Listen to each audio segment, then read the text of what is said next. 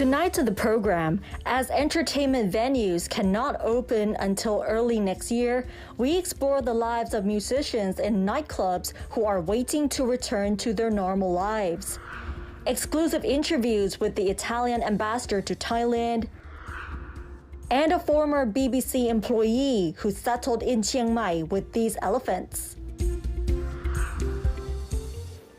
Swadika, I'm Nabunaga. Welcome to This Week with Thai PBS World. As the overall COVID-19 situation in Thailand slightly improved, many of the businesses have reopened as normal. However, the businesses that are still not allowed at the moment are pubs, bars, karaoke bars, as well as entertainment venues. But it seems like these businesses have some sort of hope after the CCSA announced recently that these businesses will be allowed to reopen early next year.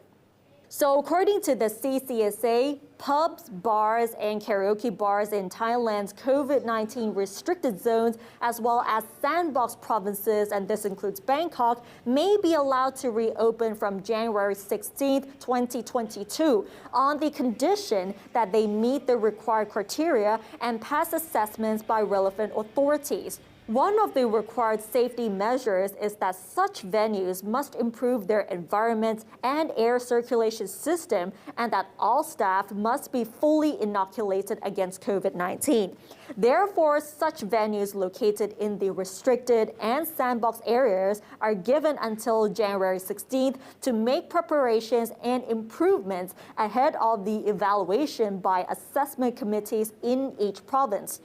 Venues which pass the assessment will be registered and allowed to reopen for business and must strictly comply with the safety measures. However, if a COVID-19 infection is found in any of the venues,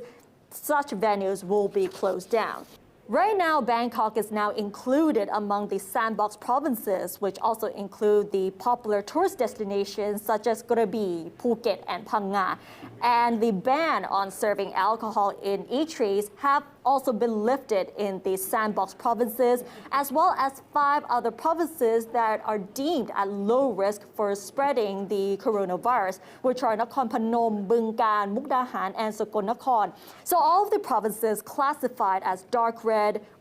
or blue zones are required to comply with the universal prevention as well as the COVID-free setting regimens. And because of the pandemic, many of the entertainment venues had to close down due to financial struggles. Recently, one of our reporters, Stephanie Adair, had a chance to talk to the singers as well as the owner of bars that are struggling during this time. So let's have a listen to how they've been struggling during the past 2 years.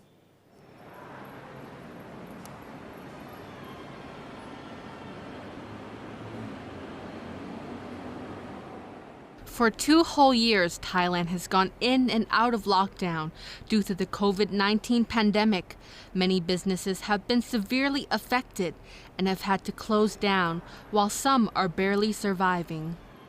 While the Thai government provides relief packages to many industries, one sector which has been overlooked is the nightlife and the entertainment industry. Brown Sugar, a 30-year-old boutique jazz bar in Bangkok, is one of such business, which has been struggling with no income and no help from the government. ประเทศอื่นเนี่ยเขาซัพพอร์ตกิจการอย่างไรก็คืออย่างลูกพี่อยู่เยอรมันเนี่ยพี่เขาก็เล่าให้ฟังว่าที่เยอรมันเนี่ยรัฐเนี่ยเขาเข้ามาช่วยเรื่องการซัพพอร์ตเรื่องค่าเช่าต่อผู้ซัพพอร์ตก็คือผู้เช่าอาจจะจ่ายแค่ครึ่งหนึ่งหรือ 20% แล้วก็ที่เหลือรัฐจ่ายให้กับผู้ให้เช่าเพราะฉะนั้นเนี่ยมันก็จะเกิดการบาลานซ์กันระหว่างเราก็เสียไม่มากของเราเนี่ยรัฐเขียงการรับผิดชอบในการปิดเพราะว่าถ้าพูดว่าปิดมันก็ต้องไปซัพพอร์ตอย่างตอนมันโควิดช่วงแรกเห็นไหมการซัพพอร์ตต่างๆของรัฐเริ่มมีมาประมาณ 80% อันนั้นก็ทีนี้ถ้าเกิดว่าปิดอีกรัฐก็จะเข้าไปซัพพอร์ตอีกจนปิดไม่ได้ทีนี้ก็ต้องสู้กันระหว่างโควิดที่มากับสิ่งที่จะต้องเปิด Not just the place itself, other occupations that depend on the nightlife, such as musicians, who are also struggling and feeling they have been overlooked. Ratchayawi Weerasuthimaat, better known as Wan Wan Wan, a singer in live bars for 14 years, said things would have been different if the government recognized their value. คืออย่างน้อยอยากให้มองว่าสำคัญอยากให้มองว่ามีค่าก็พอไม่รู้ว่าเขาจะช่วยอะไรได้แค่ไหนแต่วันที่เขามองว่านักดนตรีมีค่า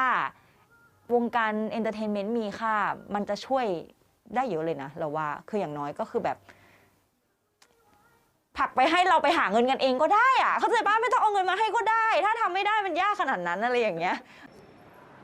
Life has slowed down in the once lively bars of Bangkok. And with many restrictions, the government has declared that the nightlife can make a full comeback after the 15th of January. Reopening is exciting, but the timing means that many establishments will miss out on the New Year's festivals, a vital time of year for many musicians and bars. คือ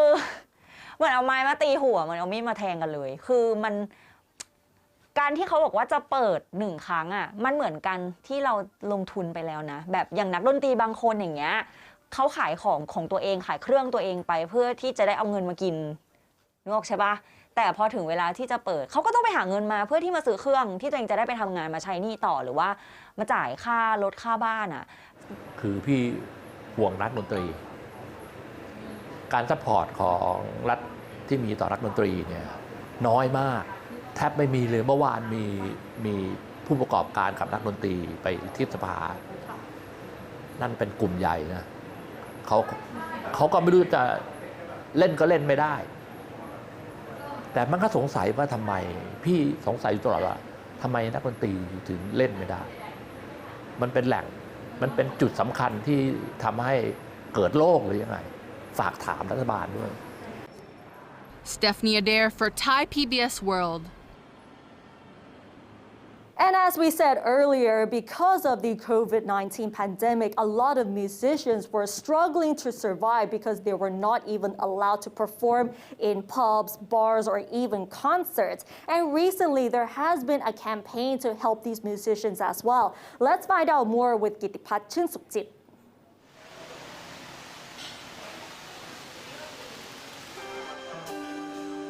While everything was on pause during the pandemic, many musicians in Thailand were facing financial hardship. Without any work or concerts, it is estimated that there are over 100,000 independent musicians in Thailand who are struggling to survive.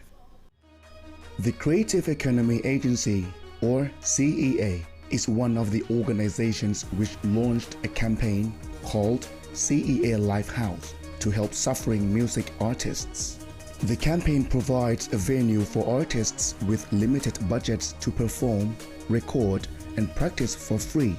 There are currently 49 bands who have joined the campaign by invitation. Most of them are lesser-known artists. ในอุตสาหกรรมเนี่ยเราอาจจะพบว่าคนที่อยู่ในวงการดนตรีเนี่ยจะมีเหมือน2อาชีพเขาจะมีอาชีพหนึ่งแล้วก็มีอาชีพดนตรีแล้วก็เมื่อมีอาชีพดนตรีเนี่ยตรงส่วนนี้ครับบางส่วนเนี่ยรายได้เขาไม่พอเพราะฉะนั้นเนี่ย CEA เนี่ยเราก็มีกำลังมีแผนงานที่พอจะสนับสนุนได้เท่าที่เราช่วยสนับสนุนให้เขาได้นะครับ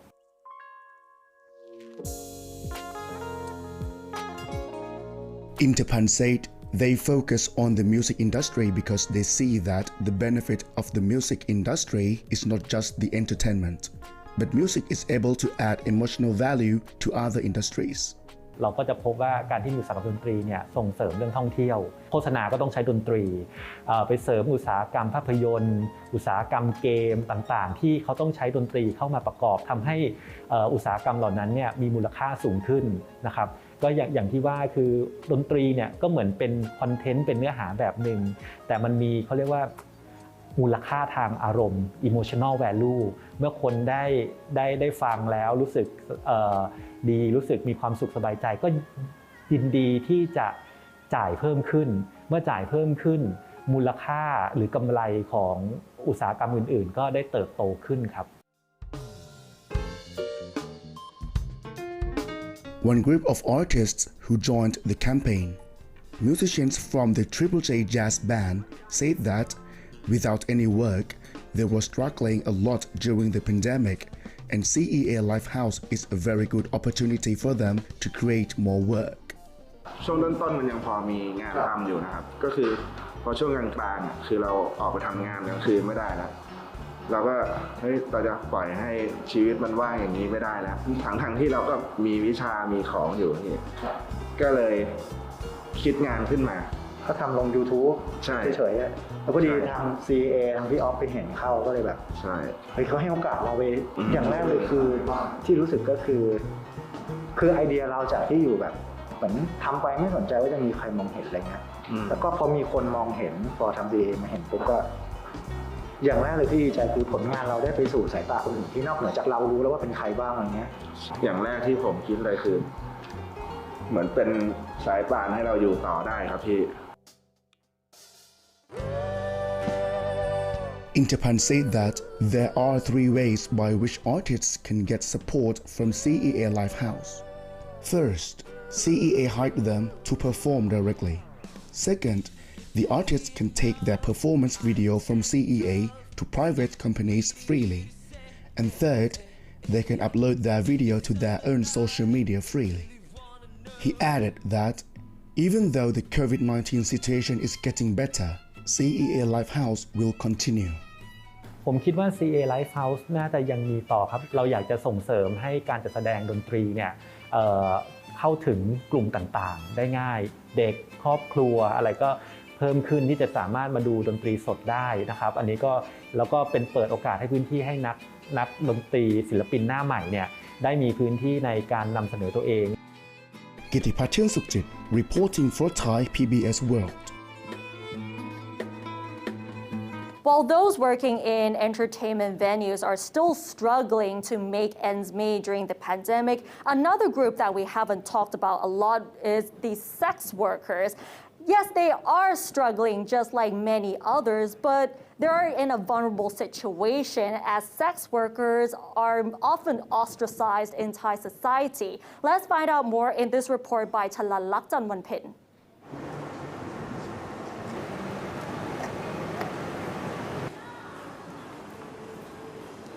วันที่ 18 มีนาปี 2563 ก็คือจะมีรถมาประกาศว่าพรุ่งนี้ให้สถานบันเทิงสถานบริการสถานประกอบการทุกอย่างห้ามเปิดใช้บริการเพราะเราจะทำการล็อกดาวน์เพื่อควบคุมสกัดโควิดอะไรอย่างเงี้ยปิดหมดเลย 95% ค่ะรายได้หายไป 95% ไม่มีคนไม่มีใครแขกก็ไม่มีลูกค้าก็ไม่มีอะไรก็ไม่มีเงียบสงบพี่ก็ทำงานไม่ได้จาก 30,000 เหลือวันละเดือนละ 30,000 เหลือว่าเดือนละ 2,000 ได้เปล่าไม่ได้เฉลี่ยแล้วอ่ะพี่เป็นลูกค้าเดือนนึง2คน800เองอ่ะเดือนนึงนะ Anna and Dao are two of the many sex workers in Thailand who too are impacted by the pandemic and the lockdown. The story of loss of income, loss of jobs, and other difficulties may be the same as anyone who works in nightclubs and entertainment venues, but sex workers are especially vulnerable. Due to that lack of legal recognition, many sex workers had a hard time getting their stimulus checks. พี่จะไปลงค้าประเวณีแล้วก็ไม่ได้เงิน 5,000 นะจ๊ะมันไม่มีสิทธิ์ได้อยู่แล้วใช่ไหมเพราะบอกว่าไม่อะไรอยู่ในอาชีพเหรอไม่ได้อะไรเลยไม่ได้อะไรเลยเงินเยียวยา 5,000 ก็ลงทะเบียนไม่ได้เขาบอกว่าทำงานอะไรแล้วมีช่องให้ติ๊กแล้วไม่มีช่องอาชีพบริการSome got around this obstacle by lying about their jobs. Still, not everyone has the resources to do so because the state will still require proof. ท่านสมมุติติ๊กเป็นเจ้าของร้านซักรีดคุณจะต้องถ่ายรูปประวัติการซักรีดรายค่ารายรับรายจ่ายนู่นนี่นั่น Obviously, with coronavirus being highly transmissible, the sex trade is out of question. But when one door closes, another opens. Sex work มันไปหากันไม่ได้แล้วหลายๆคนหันไปทำ OnlyFans We started to hear creators making a fortune out of the subscription-based platform OnlyFans, where clients are happy to donate or pay in exchange for some nice photos or videos they can enjoy. But once again, these business models involving sex are illegal on Thai soil, and police had to take action. แล้วคุณไปสั่งตัดสั่งแบนสั่งนู่นนี่นั่นอะไรอย่างเงี้ย แล้วแบบแล้วเขาจะทำมาหากินอะไรในเมื่อsocial distancing ไม่ให้ออกไปหาลูกค้าเขาก็ทำงานอยู่บ้านพอทำงานอยู่บ้านก็บอกว่าทำงานผิดกฎหมายแล้วจะให้ทำอะไรให้นั่งสวดมนต์แล้วเงินจะเข้า For many people, the lockdown has provided them with the chance to reflect on their lives, which has led to an increase in people leaving their current employment or changing career paths. Thai sex workers, however, may not have that option. แล้วถ้าพี่เรียนเก่งหรือว่าพี่มีความรู้มากกว่าหางอึ่งนะพี่ก็คงจะไม่มาทำเพราะว่าพี่เรียนน้อยแล้วพี่จนมันเกี่ยวไหมเกี่ยวหมดการที่เราจะกลับไปอยู่บ้านพอกลับไปอยู่บ้านสังคมก็จะตีตาว่าอุ๊ยไปไม่รอดมาเกาะพ่อแม่กินเหมือนเดิม According to service workers in Group Foundation, which is a community-based non-governmental organization in Thailand, there are at least 200,000 sex workers around the country, and with a damaged economy, this number is likely to increase as the country recovers from the pandemic. The debate continues over the legalization of this kind of work, but to date, progress has been limited with the sensitivity of the problem involving not only the rights, freedoms, and well-being of the workers, but also morality and human trafficking, which are equally serious issues in Thailand. Chalalak Janwanpen reporting for Thai PBS World.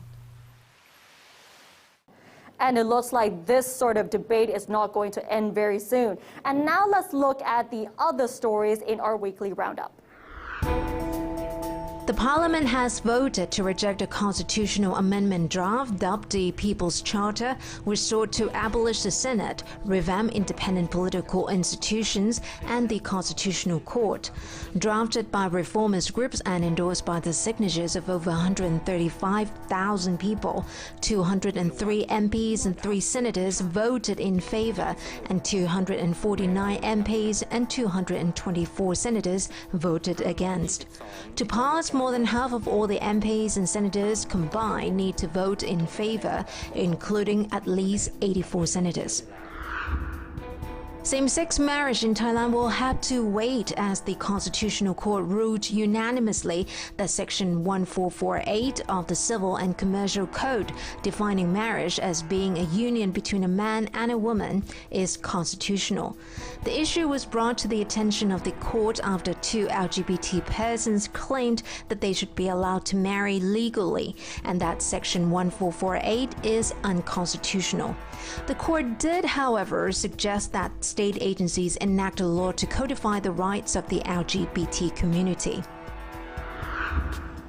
The cabinet has approved a 20 billion baht loan from the State Oil Fund to maintain diesel prices at no more than 30 baht per litre for 4 months. The move came as diesel prices soared to 34 baht a litre, and as a group of truckers under the Land Transport Federation rallied to demand the government bring it down to 25 baht. The group threatened to hike transportation fees by 10%, and in anticipation of a strike, the army has deployed a fleet of 34 trucks and drivers on standby to help with cargo transport. And in this episode of The Ambassador, Hatay Teshikit Tiranan had a chance to talk to the Italian ambassador to Thailand, where he underlined the country's focus on youth participation in climate change.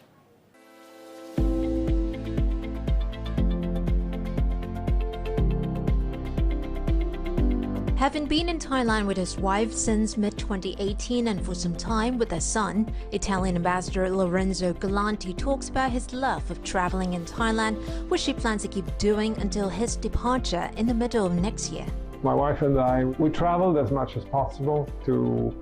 seaside destinations, but also to the north. For example, one place that really made us fall in love with is the Nan province. I believe it's very important to travel a country in order to understand the country. I like also to walk around town in Bangkok and what I call microtourism, meaning to walk around in a neighborhood and just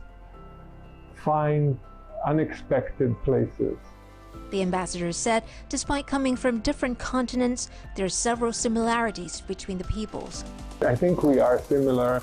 in lifestyle, I would say. We like to work, of course, but at some point you need to enjoy life as well. Both populations are very proud of their own food. The importance in personal relations, even in doing business, for example. The trust develops by having fun together, having relaxed moments together.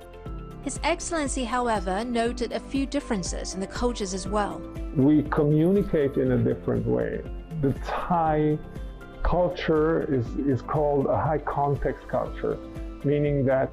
the words you speak, the text you convey, is not all of the message you want to convey. You have to infer a lot of things from the context, whereas Italians are very outspoken. I mean, they will talk a lot and gesticulate and convey a lot of text, and the meaning is very much in the text. With the embassy in Bangkok covering not only Thailand but also Cambodia and Laos, Italy's foreign policy has focused more on the Southeast Asian region in recent years. Cooperation on sustainability and climate change are among the key issues at a regional level between the EU and ASEAN. I think that the strategic balance is shifting towards this region very much. We were looking at this area of the world as a fast-growing area. Last year, ASEAN endorsed our candidature to become development partner. Now, Thailand is, for example, one of its roles in the ASEAN framework is that of the coordinator for sustainability. And so much of our dialogue with Thailand has been revolving around that. Italy has been very active as a co-chair of COP26 in Glasgow and as a chair this year of the G20, very active on climate change issues. And Italy's angle on climate was very much on youth. So we hosted in Milan the Youth for Climate event at the end of September. There were 2 young delegates from Thailand whom I met personally, and we also organized a webinar with them about their takeaways from Milan. This is an existential issue for the planet. So we need that kind of ambition that comes from the young generation. Another focus for Italy is trade with Thailand and this region, which the ambassador says is going well. Among the main goods being exported from Italy are electronic parts, vehicles, food, and wine. There are many Italian investments in Thailand and vice versa. Trade relations flourishing. And despite COVID, there was a smaller setback last year, but this year we're growing again, and we're looking at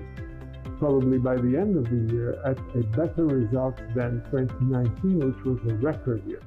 Aside from the popular Italian cuisine, wines, arts and designs, as well as its historical landmarks, the ambassador also highlighted Italy's technology as another important aspect of the country. When we look at the International Space Station orbiting around the world, well, some modules of that station are made in Italy, for example. And of course, well, people think of Lamborghini and Ferrari and Maserati as a great example of design, but the technology that is embedded in those cars is a wonderful expression of what Italy can do best. Hatay Deshikitiranan reporting for Thai PBS World.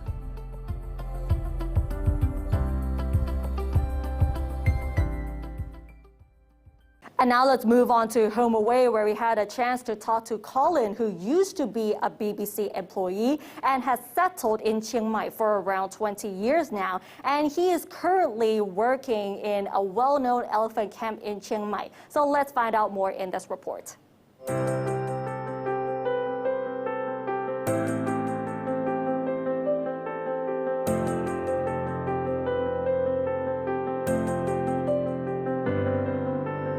A BBC employee in London, Colin Penberthe, settled in Chiang Mai over 20 years ago. He admits that he fell in love with the country and the Thai lady, who is now his wife. Nowadays, Colin is working at the Mesa Elephant Camp. His job is to deal with any sort of English language communications and facilitates foreign journalists. The leader wants to do online interviews or come to the camp. He's also responsible for another important task. I'm handling the sponsorship adoption programs that we have running, whereby people can adopt or sponsor any of our elephants. And they can pay monthly or they can pay yearly, and we send them a monthly update on that elephant. We send them photographs and videos of that elephant. It's proving to be quite popular now. It's growing. We've got more people sponsoring the elephants, particularly in the United States, as well as other places as well. But the United States is definitely the biggest market for us in that way. With nearly 80 acres at Mesa Elephant Camp, some of the 70 elephants are allowed to roam freely with no chains. It costs approximately 20,000 baht per month to feed one elephant properly, as they consume 250 to 300 kilograms of vegetables per day. Therefore, the camp has to spend nearly 1.5 million baht per month to feed all the elephants here, let alone wages for the staff and other expenses. Despite having some of this funded by elephant sponsors and kind-hearted donors, they cover only about 10% of the total cost. And at that time, the total running cost for everything they have here was somewhere around the figure about 5 million baht per month, which gives you an idea of how many tourists were coming in, to actually get 5 million baht each month. Right now, we've reached I'd say we are in a crisis situation now. When we first had to shut down with COVID last year, March the 23rd was when the government shut down. We were okay. The camp was okay. It had sufficient funds in the bank to last about 4 or 5 months maybe. And because at that time nobody thought, oh, it's going to go on. People were still saying, oh, maybe 1 month and then we'll be back to normal. But then, as it became clear that the money was running down, and there was still no sign of any tourists coming, then the owner had to start taking out bank loans. But of course, the problem is when you borrow money from the bank, so your monthly outgoings are going up again. You've not only have you got to care for the elephants and the staff, you've got to give money back to the bank. Like patient in a coma, this elephant can remain unconscious and dependent on a ventilator, which is the bank loan. Despite having reopened on the same day, the Thailand welcomed vaccinated foreign tourists again. They are still fighting the immense struggle to stay afloat. Hopefully, that would be a big boost, for the camp here. What they did, because there was no foreign tourists, so they thought, well, we have to rely on local tourism. But of course, Thai people aren't going to pay tourist prices. So the owner, Angela, she decided that entrance fee, there's no entrance fee for people. They can come in free. But we try and encourage them they buy a basket of fruit for 100 baht to feed an elephant, or just make a donation. But again, it's a little bit, but it's just, we're really fighting to try and stay afloat. It really is an immense struggle. It's no exaggeration.